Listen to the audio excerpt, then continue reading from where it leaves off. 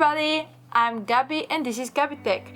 In today's video we're gonna take a look at one more phone from the Samsung A series, and this is the base model Samsung A12, the king of the super budget sector.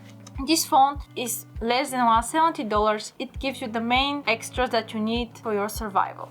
Let's unbox it and see why this phone is worth it. And before that, I would like to remind you to like this video and subscribe to my channel, and maybe look at my previous phone reviews. Make somebody happy. Thank you very much. Let's unbox the phone first. Let's unbox Samsung A12, the budget phone. The box feels cheap, but there is nothing higher to expect in this budget class. This is the pocket with the documents. The first thing we see inside, the quick start guide, and then the phone itself. Beautiful white color. It looks nice. This is the charger, 15 watt, and the charging cable. And now the full set that comes into the box with Samsung A12 phone, pocket of documents, cable, and a charger.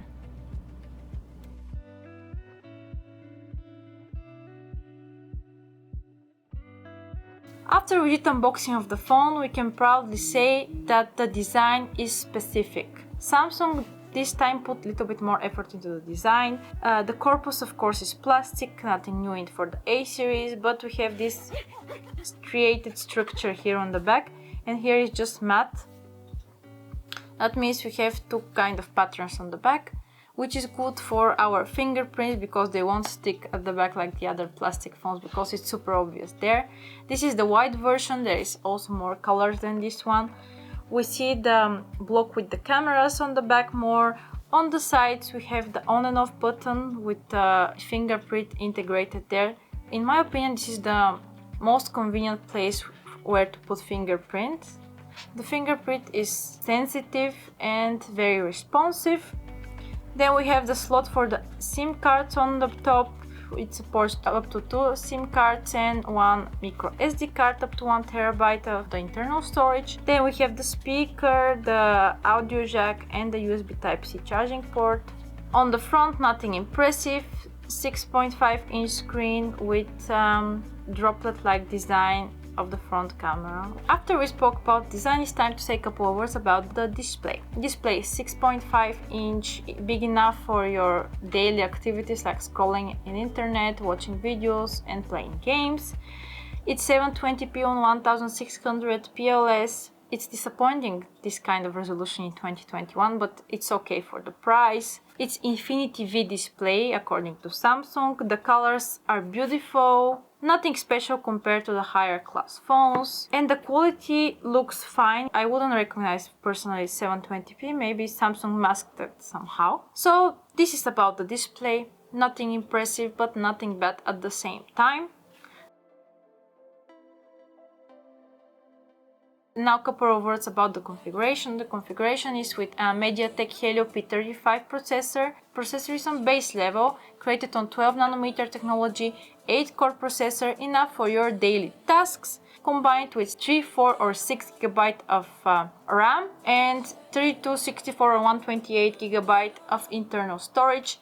This is the model with 6 GB and 128 GB, and the price is impressive for this kind of internal storage, and the upgradability is also nice. As I said, 1 TB extra you can add through micro SD card. This processor is good enough to play games on. Don't expect anything wow like with the higher Snapdragon processors, but it's still good for little bit game breaks. Of course we will put PUBG game test because this is iconic for the channel. To be honest people, gaming experience is not exactly super pleasant on this phone. I feel it a little bit laggy. The screen graphics are not smooth enough for my taste. But this is basic level phone, so I'm not expecting anything special. As you see, the graphics are really not impressive. This is what the processor can support, I guess. The movements are a little rigid for my taste, but it's okay. The people who would buy this phone, I guess they won't use it mainly for gaming, because this is not a gaming phone. It's playable, but nothing more than this.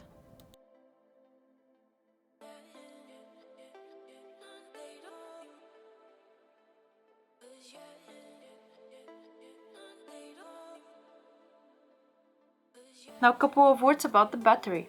Battery is the other impressive thing into this phone. 5000 mAh, which guarantees you that your phone will be reliable for 2 days, let's say.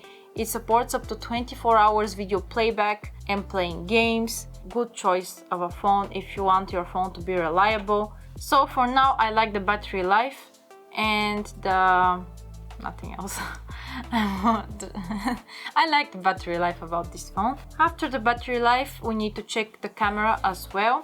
We have the main block with 4 cameras. The main sensor is 48 megapixels with f2.0. We have 5 megapixel ultra wide angle camera up to 123 degrees the angle, 2 megapixel macro sensor for impressive juicy macro pictures, and 2 megapixel depth sensor for creamy portrait photography. This camera gives high expectations of picture quality and detail density. That's why we will take a couple of pictures. The video quality will be 1080p up to 30 frames with no stabilization, which is completely bad, but hello, it's under $170. Let's not expect miracles.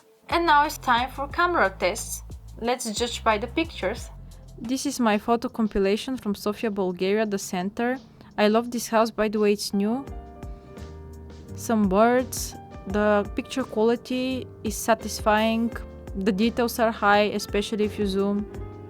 Not higher than other phones, but pretty satisfying. There is no night mode. This is some junior orchestra that is playing. This is the main street of Bulgaria called Vitusha in Sofia. Some French macarons because they're colorful. This is the main sensor, 48 megapixel, and some French macarons. If you visit Sofia, you should come and eat these macarons in Chez Fefe. I don't know, I didn't say it exactly properly. Fountain, buildings. This is the macro sensor. It surprised me the quality of it. Even though it's 2 megapixels, the picture still looks impressive. The ultra wide, nothing special, but the 123 degree angle gives you real perspective.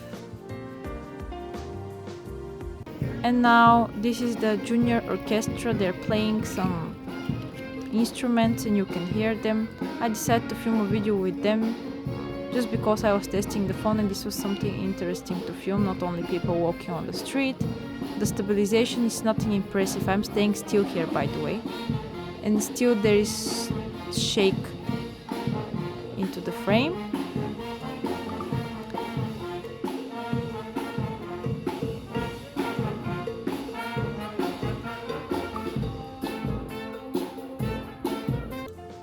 Now the Fontaine, the maximum resolution Full HD 30 FPS.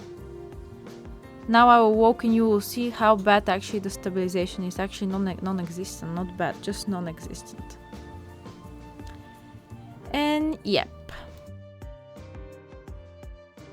To conclude, Samsung A12, it's a budget-friendly phone, actually super budget-friendly phone from 2020, November 2020, because it's under $170. It's enough to satisfy your daily needs for scrolling in the internet, watching videos and playing some games. It gives high quality pictures and moderate quality of video recording. The front camera is perfect for selfies and video calls. The screen is not impressive, but the battery life is 5000 mAh. Samsung did great job by trying to put the best for the least money, because come on, who can find a phone for $170, less than that combines so many specifications with 128 GB of internal storage and 6 GB of RAM. It's impressive. Even the 32 and the 64 GB are cheaper than that.